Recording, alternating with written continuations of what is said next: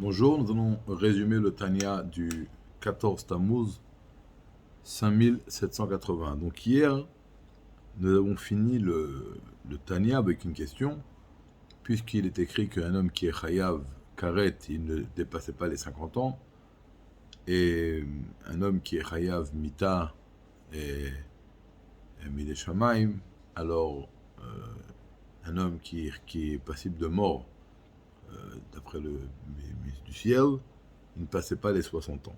Et on voit qu'il y a des gens qui font des péchés, qui sont chayav karet, et qui sont chayav la mort de Bidei Shamaim, et ils vivent très longtemps. Alors, si par exemple ils auraient vécu dans la pauvreté, un exemple, c'est écrit qu'un pauvre est considéré comme un mort.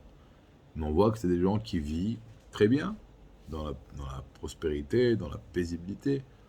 Alors comment cela est possible? Alors pour comprendre ça, l'Admoraken va mettre la question complètement de côté. Il va commencer doucement à construire quelque chose. Alors il nous ramène un petit peu en arrière, où il explique tout simplement la différence qu'il y a entre toutes les créatures, et même les anges, et les neshamot du peuple juif, les neshamot, notre neshamot. C'est écrit que lorsque Dieu a insulfé la neshama de Adam Arishon, et également la neshama de chacun parmi nous, c'est écrit Vaipach. C'est une neficha, c'est un souffle. Et on sait que lorsque quelqu'un souffle, il souffle de son intérieur. C'est comme ça que le Zohar dit. C'est-à-dire que la neshama, Dieu, il a insulfé dans le corps de son intérieur. C'est-à-dire que la neshama vient de la profondeur de Dieu. Alors que toutes les autres créatures, même les anges, ils ont été créés avec la parole.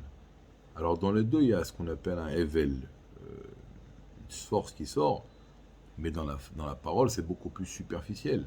C'est pour ça qu'on peut parler pendant des heures sans s'épuiser.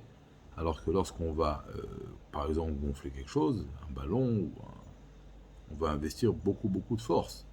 Parce que, à ce moment-là, on va sortir le souffle de notre profondeur. Alors bien que Dieu, c'est une certitude qu'il n'a pas de corps, et ni de l'image d'un corps, la Torah, elle emploie des termes qui sont des termes humains pour qu'on puisse un peu saisir les choses. Donc effectivement, elle utilise ce terme-là,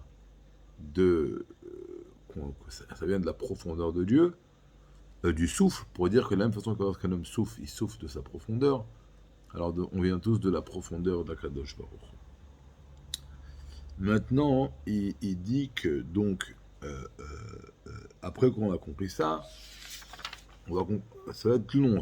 C'est pas je sais même pas si encore demain on va avoir cette réponse. Pourquoi les gens qui transgressent des mitzvot comme Karet, etc., et qui même ils vivent une longue vie dans des très bonnes conditions. En tous les cas, la préface, c'est que toutes les créatures ont été créées par la parole de Dieu. Donc, c'est pour ça qu'il écrit Chelek Havaye Amo. C'est pour ça que les Neshamot sont liés au nom de Havaye, qui est le nom profond de Dieu, qui met en relief quelque chose de plus profond. Alors que tous les anges, dans la création du monde, il y a écrit Bereshit Bara Elohim. Et également, les anges sont appelés Elohim, parce que Elohim, c'est la superficielle. Comme on l'a dit dans Sha'ar Echut Ve'emunah, que Havaye, c'est comme la profondeur, et Elohim, c'est comme l'exemple qui voile sur l'idée profonde.